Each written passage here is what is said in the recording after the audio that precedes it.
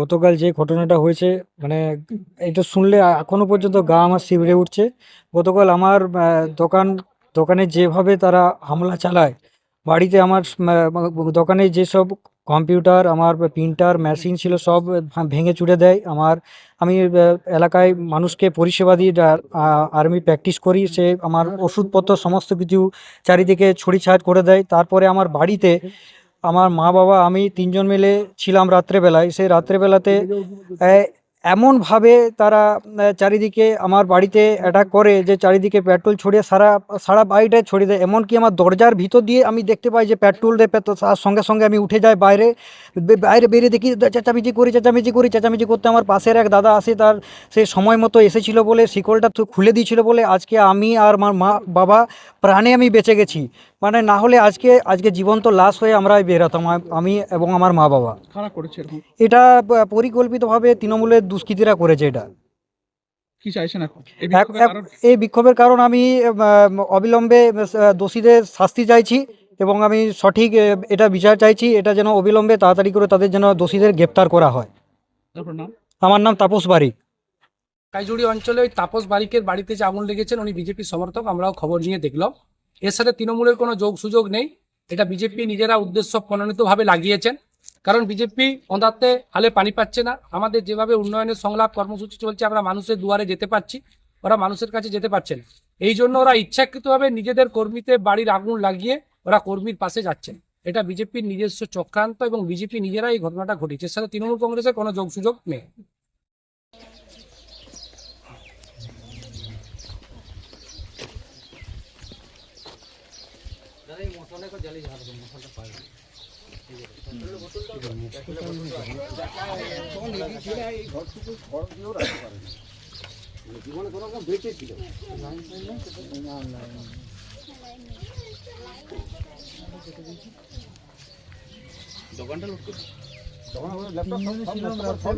দাদা মানে জেলে যে আমরা শিকলটা পর্যন্ত টেনে দিয়েছে, জোর করে চেঁচিয়েছিলাম বলে গ্রামবাসী বেরিয়ে এসেছি বলে জীবনে আমরা তিনজনে মা বাবা আর আমি বেঁচেছি, নাহলে ওখানে আমার স্পট ডেট। ওই যে তোর পার্টি করা দেখাচ্ছে, এরকম করে জোর করে থ্রেন্ডিং দিচ্ছে এরকম।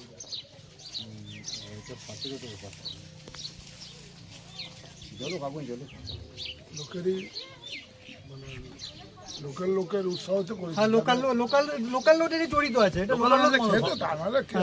আমি জানি এই ঘরটা আমি জানি সবচেয়ে গ্রামের ভিতরে যদি খড়ের ঘর ছিল এইটাই ছিল। এটা দাদু রহমানের ঘর। এটা নিডি এমনই নিডি লোকে খড় দিয়ে সারা খড় নেই। বর্ষা ত্রিপল দিয়ে থাকতো। ল্যাপটপটা কোথায়? তাও তো নিজস্ব বলা যায়।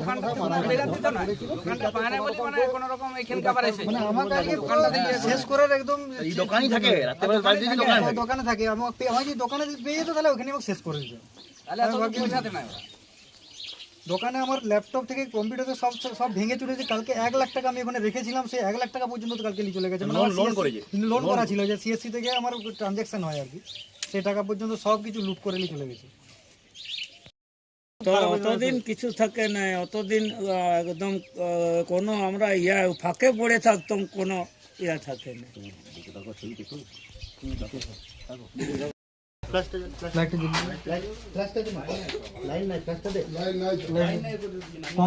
কম্পিউটার যা আছে সব ভেঙে প্রিন্টার সব শেষ করে দিয়েছে।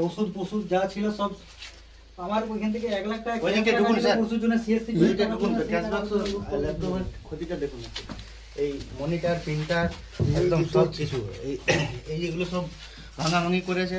এই ল্যাপটপ ওই যে ওইখানে আছে আমাদের মনিটরটা, এই যে সিপিউটা, প্রিন্টার, ওষুধপাতি সব কিছু ভাঙাভাঙি ছড়ে। এই যে ক্যাশ বাক্স, এইখানে ক্যাশ বাক্স এই যে এইখানটা ভেঙে 1 লাখ টাকা ছিল এখানে, সে চুরি করে নিয়ে এই যে এখানে দেখতে পেয়েছি।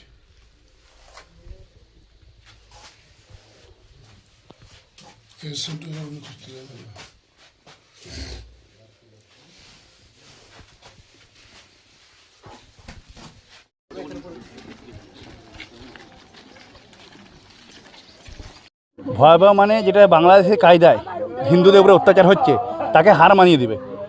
আজকে দেখতে পেলেন দীপু দাসের ঘটনা, তারপরে হচ্ছে দিনের পর দিন যেভাবে দরজা বন্ধ করে আগুন লাগিয়ে দেওয়া হচ্ছে হিন্দুদের উপর, ঠিক সেইভাবেই এটা দরজা বন্ধ করে আগুন লাগিয়ে পুড়িয়ে মারার চেষ্টা।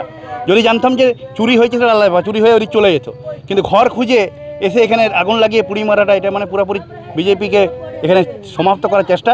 তৃণমূলে কিছুই নাই, যদিও আছে 3-4টা গ্রুপ, তারা হচ্ছে শুধু ওই বালির টাকা ইয়ার টাকা মারার জন্য। এখানে কোনোভাবেই কোনো জায়গায় এদের অস্তিত্ব নাই, কিছু আতঙ্ক তৈরি করার জন্যই এটা হচ্ছে এরা হচ্ছে করেছে। কারণ এই হচ্ছে রিসেন্টলি হচ্ছে সোশ্যাল মিডিয়ার কনভেনার হয়েছে এবং বিভিন্ন জায়গায় হচ্ছে সোশ্যাল মিডিয়ায় তুলে ধরছিল তৃণমূলের দুষ্কৃতিকারীদের সব সমস্ত কিছু তুলে ধরছিল, তার জন্য একে দাবানোর জন্য এটা করার চেষ্টা করা হয়েছে। কি চাইছেন আপনারা এখন? এটা যোগ্য যারা দোষী তাদেরকে দোষী দিকে একদম অপরাধমূলক কাজ করেছে তার যোগ্য শাস্তির ব্যবস্থা করা হোক, এটাই চাই। কারণ এখানে পুলিশের উপরে ভরসা আমাদের নাই। ঘটনা ঘটেছে গতকাল রাত্রি 2:30টার সময় আমাদের ভারতীয় জনতা পার্টির একজন শক্তিকেন্দ্রের প্রমুখ তথা সোশ্যাল মিডিয়ার ইনচার্জ, তার বাড়িতে দুষ্কৃতিকারীরা যেভাবে হামলা নয়, মা বাবা এবং ছেলেকে পুড়ি মেরে দেওয়ার জন্য যে চক্রান্ত, প্রথমে তার দোকান গেছে, দোকানে যে লুটতরাজ চালিয়েছে, সে 1,10,000 টাকা সিএসপি থেকে লোন নিয়েছে, সে সিএসপি কাজ করে এবং সাধারণ মানুষকে যে ডাক্তারি পরিষেবার সেটা ডাক্তার হিসাবে উনি দেন পরিষেবা, মাঝে মাঝে ওই দোকানে শুয়েন। কিন্তু গতকাল ওনার খুব ভাগ্য ভালো, উনি ওইখানে না শুয়ে বাড়িতে বাবা মার কাছে শুয়েছিলেন।